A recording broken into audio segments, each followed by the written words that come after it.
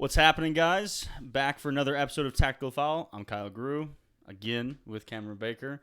You're almost the co-host at this point. Yes.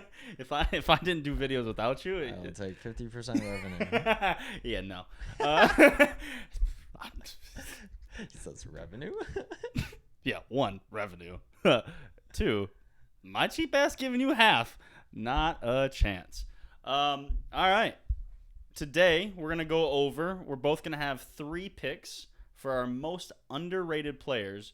We did want to make sure that we kept it within a time frame. So we did the last decade because I think it would have got a lot more challenging if we would have done even further. And I'm just work smarter, not harder type guy. So without further ado, let's get in. Before we do that, I think both of us have guys on our list that it's not necessarily like these guys that are really obscure or anything like that. Because I think there are a ton of top talent guys who are also underrated because maybe there's somebody else on their team that outshines them because they're maybe the best or whatever it is. So I think it's going to be a mix of people that you're like, really? And then you go look it up and you're like, oh, really? Mm-hmm. And then also these top guys where you're like, is he really underrated? And then you go look and they've never been a part of a World Team 11. You're like, oh, damn. Like, How is that the case? And then you're like, oh, because, Cristiano Ronaldo and Messi have those spots. So what are they going to do? So since you are still a guest, wow. Technically, You're about to put me first. I'm gonna let you go first because then I can't. Then you can take one of my guys. I imagine. Okay, my absolute number one underrated player of all time is Xabi Alonso, and is Xabi Alonso not because he was always like a world class player, and that was not a debate, but he is horribly overshadowed by Xavi and Iniesta. And not to say that they don't deserve their high levelness, but we're talking about a guy that kept, Sergio Busquets out of a team for years. Yeah, we're talking about a guy who was constantly like in the conversation for best, 11. He was phenomenal at Liverpool. He was phenomenal at Real Madrid. He was phenomenal at Bayern Munich. He was a linchpin of all these teams, and he was not particularly impressive in any facet, like physically. No, but he was a straight baller, technically, tactically. He was a super impressive. Yeah, player. One of the best passers the game's ever seen. In terms of pure passing, there's very few on that level. They very come few close. on that level. Yeah, I agree. And he backed it up with winning. Yeah, he won everywhere. And he was used by a lot of different managers. Rafa Benitez did not use him the same way as I think Mourinho had him in Real Madrid. And then he went to Pep Guardiola in Bayern Munich. Like, didn't matter. He was going to play. That's really impressive, I think. That's a good show. That's a really good show. But I love Xabi Alonso, one of those players that I always wish played for that team. We got basically later in my supporting career, or Chelsea supporting career, we got Xabi Alonso Light, which was Cesc Fabregas. Yeah, that's good. And he's also an underrated player. He's also a brilliant player. He just doesn't make the list. But he's not. Xabi was. No, he's not far off one of these lists, though. I'll tell you. Cesc he's very extremely underrated. Yeah. Cesc was pure production, though. Like, the assist god. Yeah, he was an assist god. All right, and a goal scorer too. He scored 20. He had a 20-goal season at Barcelona. Speaking of assist gods, my first guy, and this was tough. Because there's another guy on my list that I've been shouting from the rooftop about. But when you look at numbers, you look at success in their team, you look at versatility of how this guy played, I don't think that people realize how good Thomas Mueller is. Oh, yeah. Love me some Thomas Mueller gets he just like, yep, here you go, here you go, here you go. He went from, I was actually telling my dad this recently because we were talking about Bayern Munich. And he had like a 30-goal season at one point. Yeah. And has transitioned to 30 assist seasons. Yeah, whatever you need. Yeah. Whatever you need. And he's very like unspectacular. My dad was like, what makes him so good? And I was like, one, he is the most intense dude on the field. Yeah. Did you see him score in the last game? Yeah, of course. Anytime he scores, he scored 100. It's ugly. No. It's not even about that, because he scored some gorgeous goals. Oh, of course. But his celebration is always he just stands there and just every time. Every time he doesn't he goes Super Saiyan every time. That's great. He doesn't run around. He doesn't slide to the corner flag. He just screams in one place. But he's also so entertaining. Like, I don't know if you see, like, he's the video. He's very funny, very entertaining. Like, you see the videos of him in training. But honestly, this guy is, like, when we talk production, pure production. Whatever you need. If it wasn't for Germany just being shit at the 2018 World Cup, he would probably be within a very close distance of breaking the World Cup goals record, because I think he's played in 3 World Cups. His first 2 World Cups, he scored 5 goals in each. Yeah. That's insane. Yeah. He scored 0 this last one because I think they scored like 2 total, maybe. Yeah. Thomas Müller. And it doesn't matter who comes into those Bayern squads. He's always playing. Oh, yeah. You have a world-class right winger? Great, I'll go to left wing. You also have a world-class left winger? Great, I'll play the 10. Yeah. Oh, okay. You need me to play He's playing a 10 right now. You need me to play striker? Cool. All right, Lewandowski's there? Yeah, I'll go back to the 10. No worries. Yeah. Like, this guy literally does everything for them. And, of course, he's a one-team man. But, you have different managers have come through. And the one constant for the most part is Thomas Müller. Mm-hmm. So, yeah, he's my number 1. It was tough, but he's my number 1. You ready for my number 2? Oh, I'm ready. Yeah. This is a good one. Number 2, super underrated. And I had to check some stuff because I wanted to make sure. Okay, here we go. Klaas-Jan Huntelaar. Yo. Not a bad shout, right? That's a good shout. And I'll tell you why. Probably the most obscure name with 350 career goals. Right. Right? Like we talk about, like, okay, who's up there in goals? You've got Lewandowski, Suarez, Messi, Neymar, Suarez, Ronaldo, Cavani, Lewandowski, Ibrahimovic. And then Huntelaar's like next on that list of active players with goals. And Colin's calling me. Yeah, he'll have to wait. Yeah. If you're watching, has had insane amounts of 20-goal years since he was 16. He's done 17. It everywhere. He's done it all over the world. 20, 24, 36, 36. Had a 48 goal season for Schalke in 2012. Yeah, 48 and 48. That's insane. He's literally last year at 36 years old scored 23 goals for Ajax. The only real letdown that I can really think of is that, like, in terms of the teams that he's played in, they're not, like, he's not winning much, but he's won stuff at Ajax, like the first stint and the second stint, and then Schalke he won stuff, and then obviously, like, has done well with the Netherlands as well. Yeah. But in terms of goal scorer, probably like the best of the rest, like probably like the next best striker outside of like the incredible elite strikers. I feel that. Another guy that has played for Ajax, currently playing for Ajax. This one's a little bit of a deep cut, and my gosh, are you about to say Daley Blind? No, though. Homeboy is underrated. I just want to say this. Okay. He is unbelievable. We should have never got rid of him. Okay. I just keep guessing wrong on what yours are. Yeah, I know. You just have you give me no credit. No. Dusan Tadic. Oh, I love me some Tadic. He's great. Do you know how many goals and assists this guy has? Yeah, last year he had like 40 goals. Yeah, that's great. Over his career, he's had more assists. He has 180 plus assists and 170 plus goals. He's a great player. It's unreal. He was very good at Southampton. And that's the thing. Good.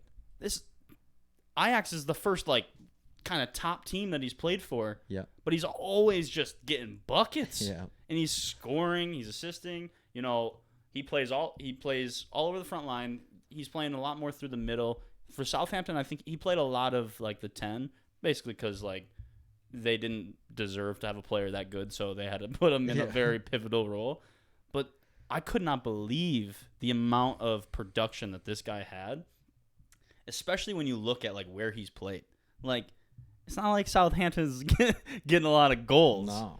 And besides Huntelaar, That's a good one. people aren't getting a lot of goals at Ajax for the most, not obscene amounts. Like Ajax has definitely reinvigorated themselves the last absolutely 4 or 5 years, and he's a big part of it. Yeah, they bring in like the Suarez link going back. Of to course, Ajax. of course. It makes so much sense because they bring in these really high quality players that are maybe either too young or too old, and they mesh them super well. And they have this great team. Ajax is incredible. Their scouting system and like just all of that is incredible. But yeah, Tadic, I can't say that like before I did like the research that I would have necessarily put him on there, but I think that's a reason why he should be there, because like it's crazy like what this guy has accomplished. And honestly, he's also done well for Serbia as well. Like obviously they don't have that much success, but they have limited success, and he's a major part of it. It's a great shout. That is not on my list, is Nemanja Matic. Yeah. Well, it's a great shout. He is a good shout. I can say that with confidence. All right. What's your my last one, it should be Nemanja Matic now that I think about it, but my last one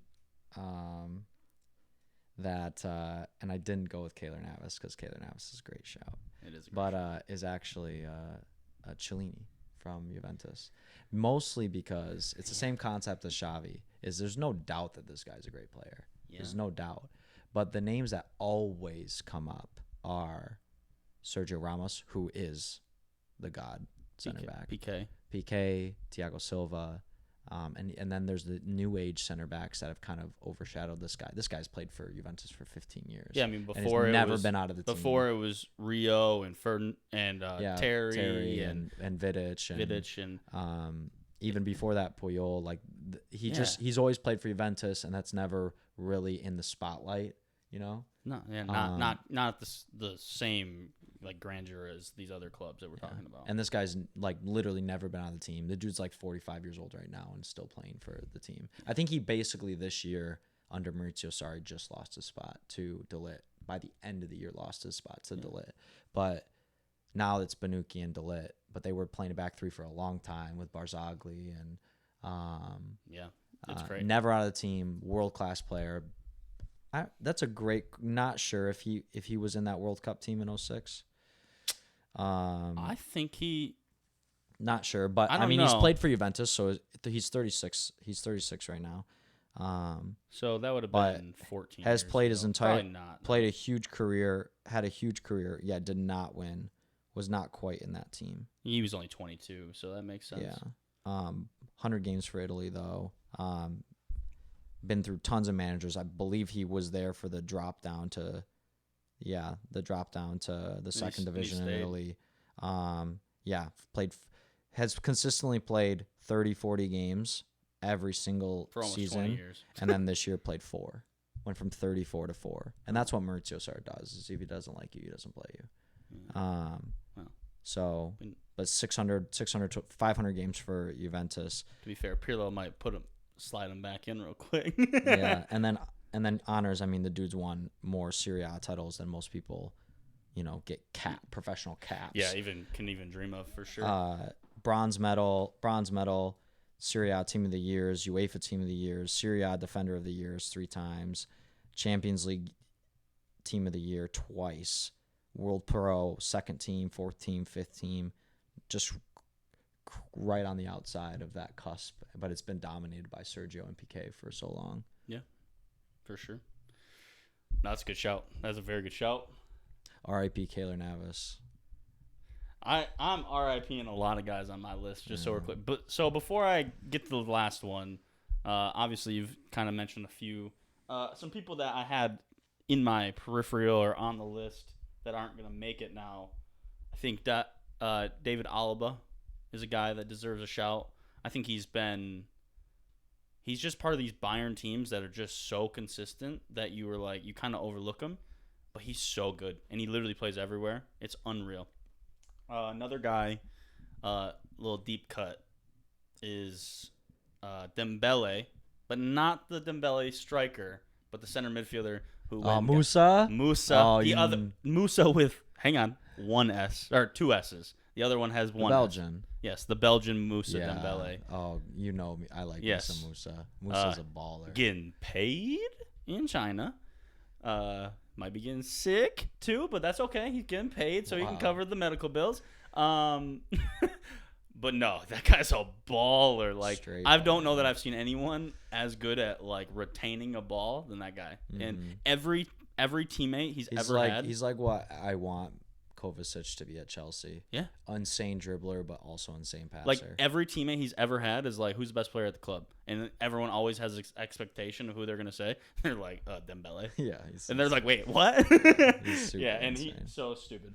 And the last guy that's not gonna make my list, and I don't get to be biased here, but it's Michael Carrick. That's a guy that he just did his job at such an efficient rate, but he did it, and it was never like this glamorous thing, but he covered the back line. He sprayed passes all over the field. He won a ton with United, and honestly, I think he's a big reason that England didn't have. I'm not saying they would have won, but they didn't have more success than they probably should have. Is because you didn't have a guy like Carrick actually in that team. You see it, right? I think he was a better player than Jordan Henderson, but Jordan Henderson being in those teams. Jordan Henderson's not a bad shout either. He's not a bad shout. He's really reinvented himself. He's reinvented himself. That's why I wouldn't call him underrated yet, because there was periods where he was just like he was a decent player. Yeah. He was but Carrick not being in those teams, he could have had the influence and maybe a little bit more, than Henderson has, and he has a major impact on those England teams. That's why they're able to work the way they do, and so he's a big shout. For me, though, a guy that could have went number one on my list, he's been overshadowed up until the last couple years, and that's Karim Benzema. I think Karim Benzema's ability, like he's won so much, he's always stayed in that team, and honestly, he would score more goals, but he's assisting Cristiano Ronaldo for most of his career, and you're always going to get overshadowed by a guy like Cristiano Ronaldo. But he's in the top 10, for sure the top 10 in goals and assists in the last decade. It's like this guy just but it's not even just his production. He's more like his link up play and his even off the ball stuff. His running the channels and different things like that, and just creating space for those other players around him, and kind of just almost sacrificing himself in allowing Cristiano to score and do more things. And even Bale, when he came in, he couldn't even. That's the thing is even though he was the next guy, he wasn't. He got relegated to people didn't even think he was the second guy, and it was it's Bale. It's Bale's flashy and stuff, but that team doesn't work without a guy like Karim Benzema, and that's why I think he's one of the most underrated players for sure. And I think he probably gets a little bit more recognition if he doesn't have the fallout with the French national team, because let's be real, that guy would have been the striker for their World Cup win. Yeah, he's been the striker for the last 6 years now. Yeah, and how much differently do we look at that guy if he wins the World Cup with France, right? Yeah. So that's my guy. Any last guys you want to mention real quick? Who are some really good ones that are super underrated? In kind of the same token, just because I think maybe the team hasn't won as much as maybe first assumed they would, but Sergio Aguero and David Silva, two those are good. Legendarily good players. Those are very good picks. I would even add in Yaya Toure into that mix. He's a little bit of a in-betweener, but still, he came to City post 2010. That's true. That's true. And he was had a realistically a Kevin De Bruyne-esque season from midfield, 20 goals, 20 assists. I agree with that. And as a midfielder is pretty insane. I had another one too that I was thinking of that I thought was my only bias pick from a Chelsea perspective is Aspie. And Colin just got a chubby right now. Yeah, he did. Because Aspie for a good while was very, very strong right back. And then under Mourinho, he had like 2 like straight insane seasons.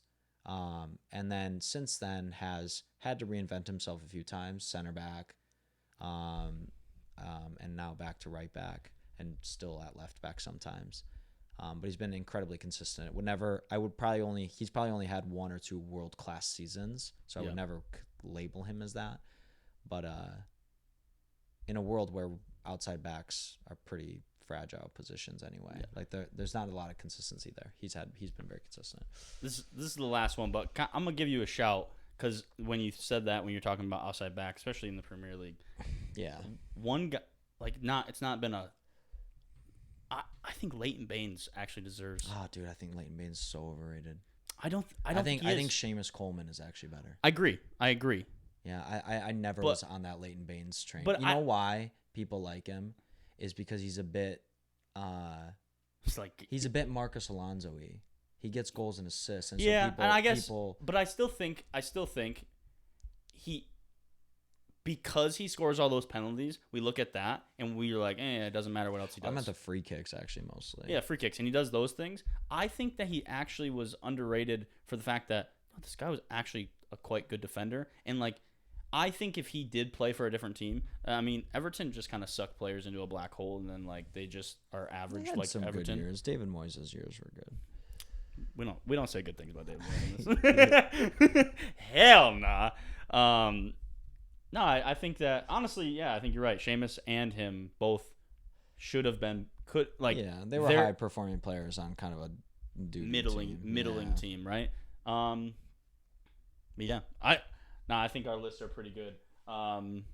So tell us what you think, because I'm sure that you probably don't agree with all of our picks. I'm sure that you can come up with some other ones. And honestly, perfect.